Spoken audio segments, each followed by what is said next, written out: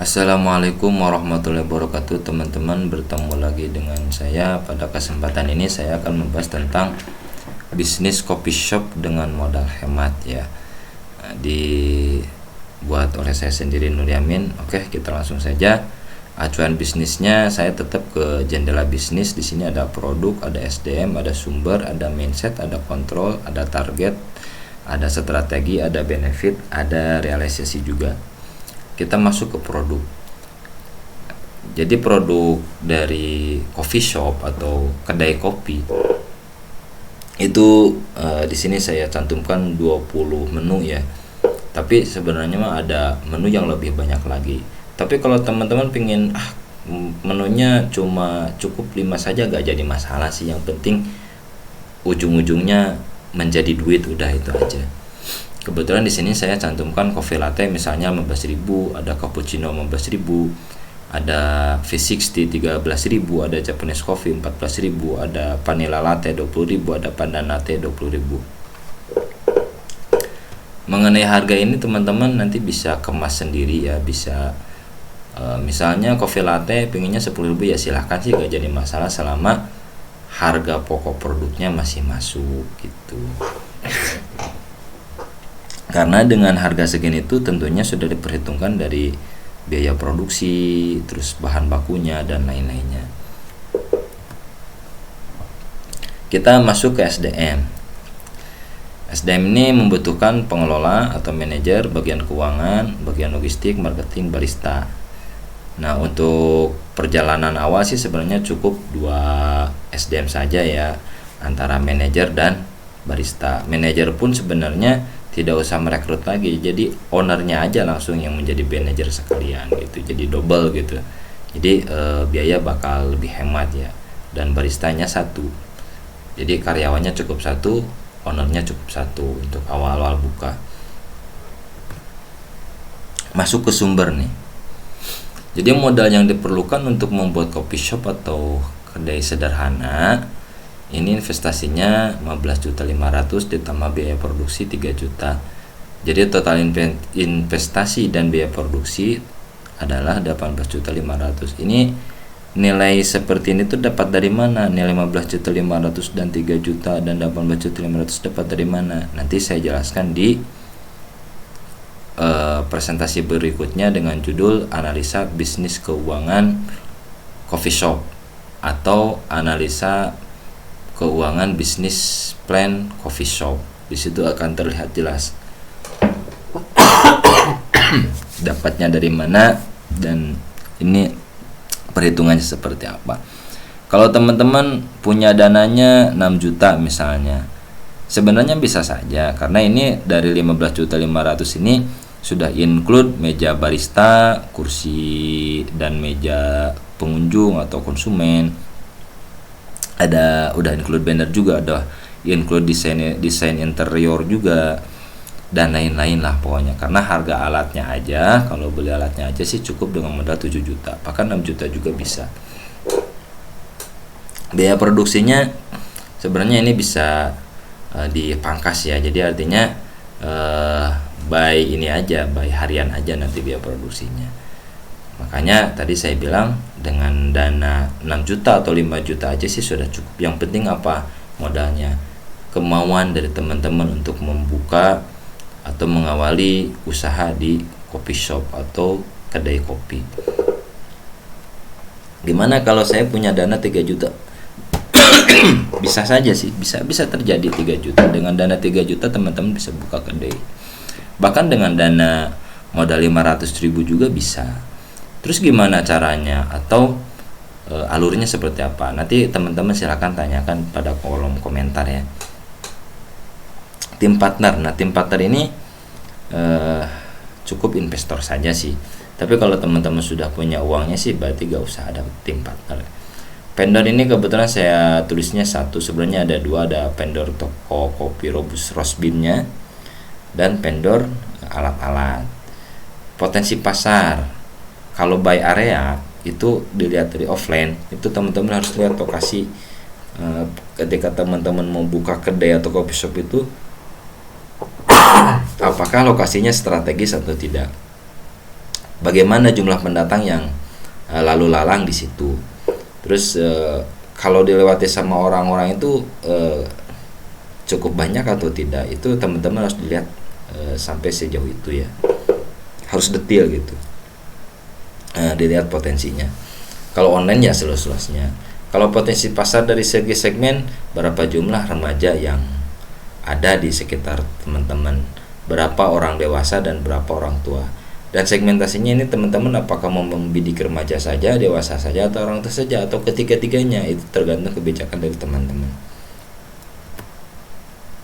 Kita masuk ke sumber selanjutnya, maksudnya ya, ada pengetahuan. Teman-teman juga harus mengetahui tentang bagaimana pentingnya tentang pelayanan prima. Jadi jangan disepelekan istilah pelayanan prima ini selama teman-teman berkecimpung di dunia penjualan, baik penjualan yang levelnya atau klasternya kecil sampai penjualan yang klasternya besar, tetap yang namanya pelayanan prima itu menjadi prioritas utama dalam berbisnis. Teman-teman juga ya, makanya pelayanan prima ini teman-teman harus menguasai bagaimana cara menyapa konsumen, bagaimana cara menangani keluhan konsumen dan lain-lain.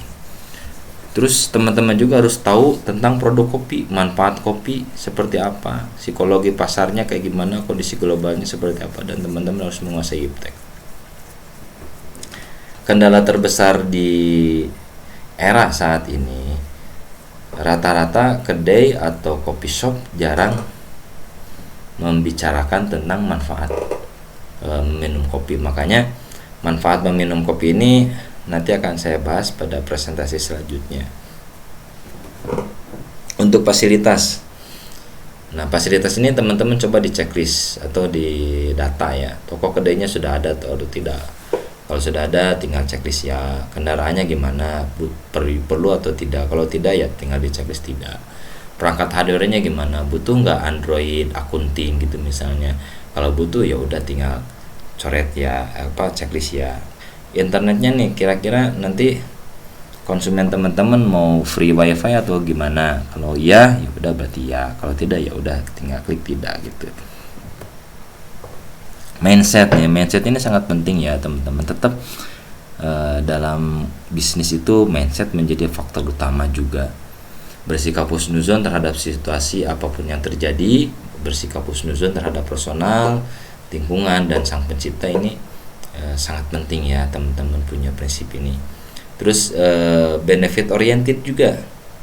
Jadi maksudnya ini kita tetap yang harus dilihat adalah nilai manfaatnya. Misalnya, andai pun seorang konsumen tidak jadi membeli, bahkan ketika konsumen memarahi kita tidak usah tersinggung, tidak usah sakit hati, karena setidaknya konsumen dan sekitarnya yang dibicarakan oleh konsumen itu dan orang-orang yang dibicarakan dan orang-orang yang konsumen berbicara tentang marah-marahnya itu tentang coffee shop kita, setidaknya lingkungannya juga mengetahui keberadaan coffee shop kita gitu. Karena popularitas tetap lebih penting daripada aktivitas. Makanya istilah penyebaran brosur dan lain ini sangat penting. Terus selalu menggali rahasia atau hikmah manfaat dibalik semua apa yang terjadi. Mindset kita juga harus efisien. Kenapa? Karena kecepatan dan ketepatan waktu dalam penyajian dan pengiriman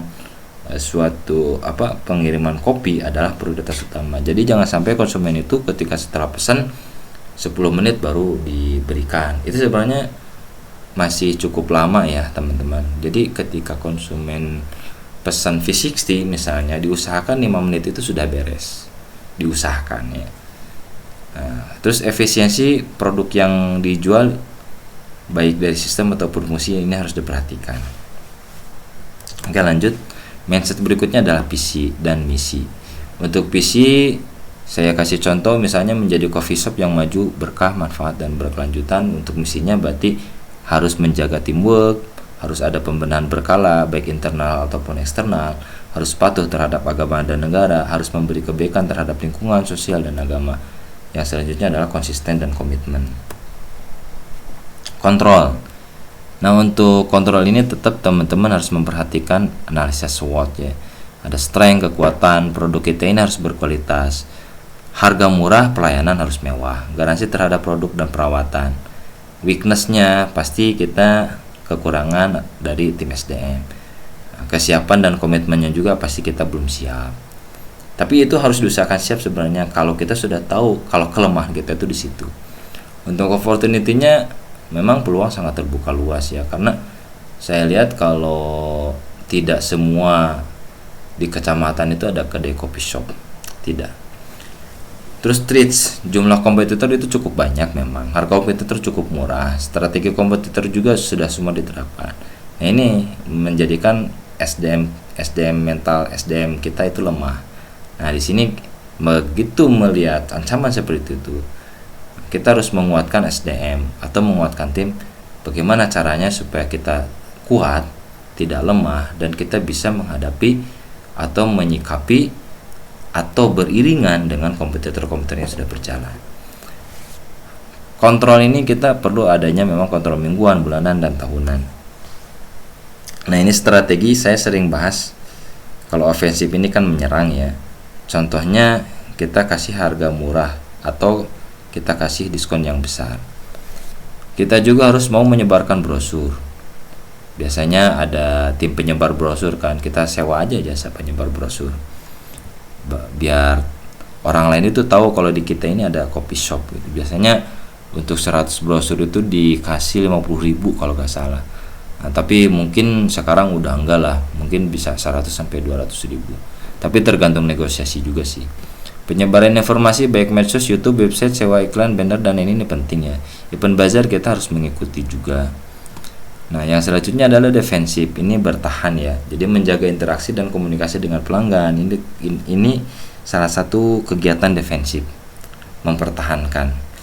Terus memberikan perhatian dalam bentuk bonus ataupun diskon dan mewaspadai gerak langkah kompetitor sehingga pelanggan tidak mudah diambil alih.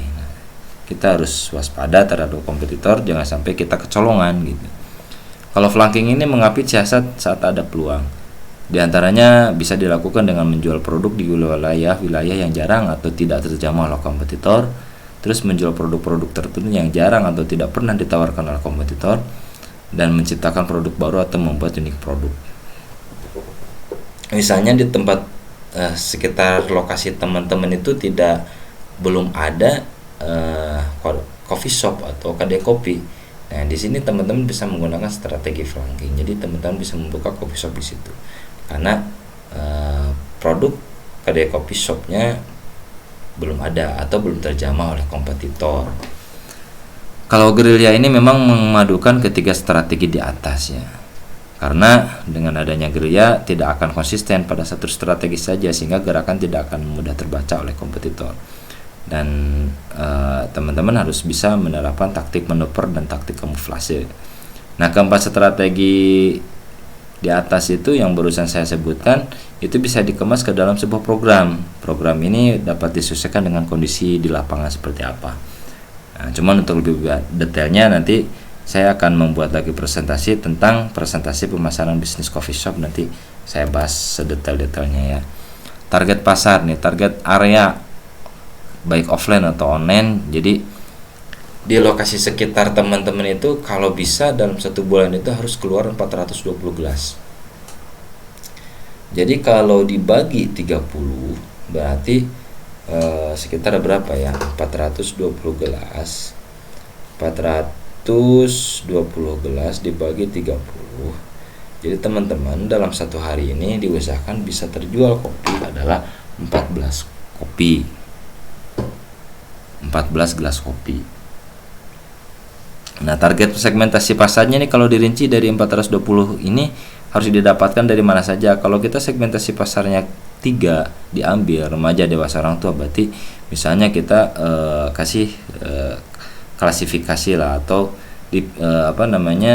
klaster gitu ya.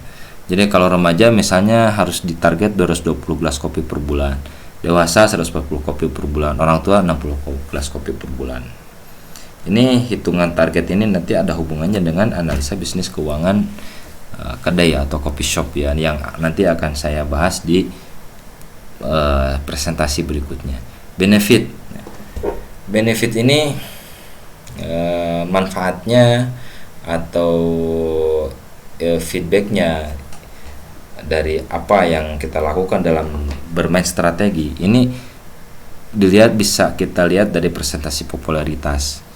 Jadi tiap bulannya ini harus ada kenaikan popularitas atau kenalnya, taunya orang-orang terhadap kedai kita. Minimal 5% setiap bulan ada peningkatan kenaikan popularitas. Terus data pelanggan kita dibutuhkan database pelanggan minimal 480 data pelanggan lengkap dalam 1 tahun. Begitu juga tahun berikutnya. Jadi untuk mencapai database pelanggan 480 dalam 1 tahun, maka dibutuhkan mengumpulkan database pelanggan sebanyak 40 dalam setiap bulannya. Nah, jadi teman-teman harus rajin ya mengumpulkan database pelanggan dari mulai nama, nomor HP atau WA, alamat, itu aja minimal. Bagaimana cara mendapatkannya ya? Nah, teman-teman mungkin bisa dengan cara dikasih survei lewat online gitu ya, atau teman-teman kasih gimmick, atau teman-teman bisa dengan cara misalnya bisa mendapatkan akses wifi gratis tapi syarat memberikan nomor, nama, dan alamat WA yang aktif atau alamat nomor HP atau WA yang aktif. Nominal omset nih. Jadi omset minimum yang harus didapatkan adalah 6 juta per bulan dalam setiap bulan atau 72 juta dalam 1 tahunnya. Ini dapat dari mana nih 6 juta ini? Yaitu nanti akan saya bahas di hitung-hitungan analisa bisnis keuangan coffee shop. Realisasi ini gimana? Jadi teman-teman harus membuat timetable plan yang jelas ya, dari mulai hari, tanggal, bulan, waktu, dengan rincian tugas atau pekerjaan yang jelas dan terjadwal. Terus teman-teman harus membuat table progressive plan yang tersusun sesuai dengan waktu dan tanggal pada tabel timetable plan. Nah, contoh timetable plan dan progressive plan terlampir. Nah, ini misalnya menentukan produk dan harga, ini tanggal berapa, bulannya bulan apa, bulan Januari misalnya tanggal 1. Merekrut SDM tetap masih bulan Januari tapi di sini tanggalnya tanggal 5 misalnya. Nah, ini progressive plan bisnis coffee shopnya. Nah, jadi kalau progressive plannya misalnya menentukan produk dan harga tadi tekan tanggal 1 nih bulan Januari, ini terrealisasi atau tidak. Kalau terrealisasi ya teman-teman tinggal tulis saja terrealisasi. Kalau tidak terrealisasi tinggal tulis saja tidak terrealisasi. Cuman keterangannya di sini teman-teman harus dijelaskan. Oke, terima kasih. Ini ada sedikit quote dari saya.